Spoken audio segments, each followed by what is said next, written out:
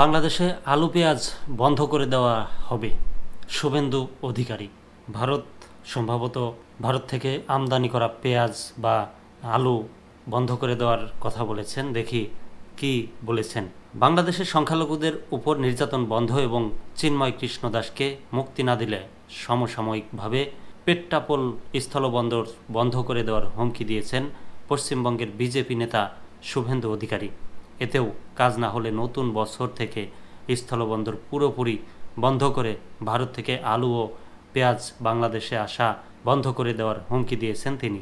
আজ সোমবার বাংলাদেশের যশোরের বেনাপোল বন্দরের ওপারের পশ্চিমবঙ্গের উত্তর ২৪ পরগনার বৃহত্তম আন্তর্জাতিক স্থলবন্দর পেট্টাপোলে বিক্ষোভ সমাবেশে যোগ দেন রাজ্যের বিরোধী দলীয় নেতা শুভেন্দু অধিকারী। সমাবেশে শুভেন্দু অধিকারী বলেন, আজকে সিনেমার ট্রেলার দেখিয়ে গেলাম। বাংলাদেশে হিন্দুদের উপর অত্যাচার বন্ধ না হলে এবং চিন্ময় কৃষ্ণ দাস মুক্তি না পেলে ৫ দিন স্থলবন্দর বন্ধ থাকবে। তারপর ২০২৫ সালে লাগাতার বন্ধ করে দেওয়া হবে। আলু পেঁয়াজ কি করে যায় তা আমরা দেখব। আমাদের নাম ভারতবর্ষ। শুভেন্দু অধিকারী যখন এই সমাবেশে বক্তব্য দিচ্ছিলেন তার কিছুক্ষণ আগে পশ্চিমবঙ্গের বিধানসভায় বক্তব্যে বাংলাদেশে সংখ্যালঘু নির্যাতনের প্রতিবাদ জানান রাজ্যের মুখ্যমন্ত্রী মমতা বন্দ্যোপাধ্যায়।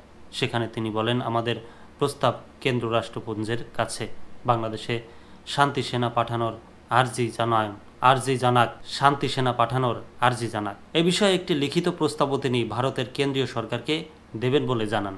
সমাবেশে বক্তব্যে মমতা বন্দ্যোপাধ্যায়ের ওই বক্তব্যকে ইঙ্গিত করে শুভেন্দু অধিকারী বলেন, হিন্দুরা জোট বাঁধছে এবং সেই কারণে ভয়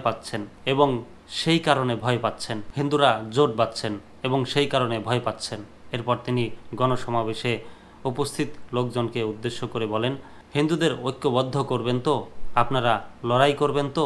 বিজেপি নেতা শুভেন্দু সেখানে হিন্দিতেও স্লোগান দেন। পূর্ব ভারতের বিভিন্ন স্থানে কয়েক দিন ধরেই ছোট ছোট বিক্ষোভ সমাবেশ ও মিছিল চলার পর আজ ত্রিপুরায় সহকারী হাই কমিশনে হামলা হলো।